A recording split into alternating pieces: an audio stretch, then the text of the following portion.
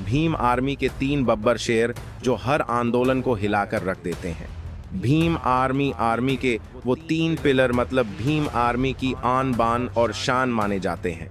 आखिर कौन है ये भीम आर्मी के 3 बब्बर शेर जो लाखों करोड़ों लोगों के दिलों पर राज करते हैं? आइए जानते हैं। लेकिन मेरे प्यारे भीम सैनिकों, वीडियो को शुरू करने से पहले मुझे आप सभी से पूरी उम्मीद है कि आप अपने इस छोटे से चैनल को सब्सक्राइब जरूर करें। भारत की जमीन पर जब भी अन्याय की लहर चली है तब उस लहर को तोड़ने के लिए कुछ ऐसे बब्बर शेर पैदा हुए हैं जिन्होंने इतिहास की धारा ही बदल दी। ये कोई आम लोग नहीं होते, ये चलती सांस में क्रांति रखते हैं।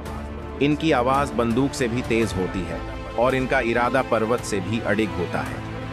आज हम बात कर रहे हैं भीम आर्मी के उन 3 बब्बर शेरों की जिनकी कहानी सुनकर रूह कांप उठती है और सीना फक्र से चौड़ा हो जाता है। इन तीनों ने न झुका जाना सीखा, न रुक जाना। इन्होंने सीखा सिर्फ लड़ना, भिड़ना और दलित समाज के लिए जंग जीतना। अगर तुम्हारे अंदर जरा भी अन्याय के खिलाफ आग है तो ये कहानी तुम्हारे दिल को जला देगी, तुम्हारे खून को उबाल देगी। ये कहानी सिर्फ 3 नामों की नहीं है, ये कहानी है उस सोच की, उस चेतना की जिसने लाखों लोगों को आवाज दी, हक की लड़ाई सिखाई और सत्ता के सामने घुटने टेकने से इनकार कर दिया। सबसे पहले बात करते हैं उस नौजवान की जो सिर्फ एक नाम नहीं बल्कि एक आंदोलन बन चुका है। चंद्रशेखर आजाद रावण। ये नाम सुनते ही सत्ता के गलियारों में सन्नाटा छा जाता है। एक ऐसा योद्धा जिसने गांव की गलियों से उठकर देश की संसद के दरवाजे तक दस्तक दी।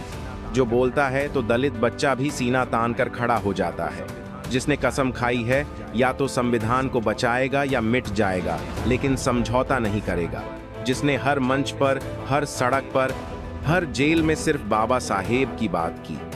जिसकी आंखों में आग है, शब्दों में धार है और हृदय में समर्पण है। चंद्रशेखर आजाद का जीवन जेल की सलाखों से लेकर संसद के सपनों तक फैला है। उसने सिर्फ भाषण नहीं दिए, उसने हर बार झेला है, हर बार उठ खड़ा हुआ है और हर बार और तेज लौ बनकर जला है। अब बात करते हैं उस योद्धा की जिसने चुपचाप रहकर तूफान खड़ा किया। हो रही होगी भीम आर्मी आजाद समाज पार्टी हर बेटी, हर माता और बहनों के साथ में, हर महिला के साथ में हर सम्मान देती है। विनय रतन सिंह।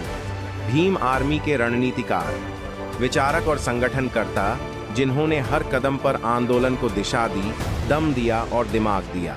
जब चंद्रशेखर आवाज बनते हैं तो विनय उसकी रणनीति बनते हैं। उन्होंने हजारों युवाओं को संगठित किया, शिक्षित किया और संविधान की शपथ दिलाई। अब अम्बेडकर ने जो है संविधान में एक व्यवस्था दी है, मौलिक अधिकार। उस मौलिक अधिकारों में धार्मिक, राजनीतिक, आर्थिक स्वतंत्रता है। भाई चंद्रशेखर आजाद जी के कारवा बड़ा तेजी से मजबूत आगे बढ़ा है। सब लोग भाई चंद्रशेखर आजाद जी से प्यार करते हैं, उनकी कार्यशैली से प्यार करते हैं। जुर्म के खिलाफ आवाज जो है मजबूत करने का समय आ गया है। ये कहा है किसी ने कि अन्याय के खिलाफ चुप रहने वाला भी दोषी होता है जो अन्याय करने वाला होता है। वो मंच पर कम दिखते हैं, लेकिन जब सामने आते हैं तो फिर दुश्मनों की जुबान बंद हो जाती है। उनकी आंखों में जो ठहराव है वो तूफान से भी खतरनाक है। वो हर युवान में बाबा साहेब की सोच बोते हैं, हर गांव में बदलाव की नींव रखते हैं। अब आती है तीसरी आग की बात, कमल सिंह वालिया। ये नाम है एक ऐसा योद्धा जो मैदान में सबसे आगे चलता है, जिसे लाठी की चोटें तोड़ नहीं सकती, जिसे सत्ता की धमकियां डरा नहीं सकती। कमल सिंह वालिया का मतलब है जमीनी क्रांति। उन्होंने न केवल हर विरोध को झेला बल्कि उसे झुकाया भी।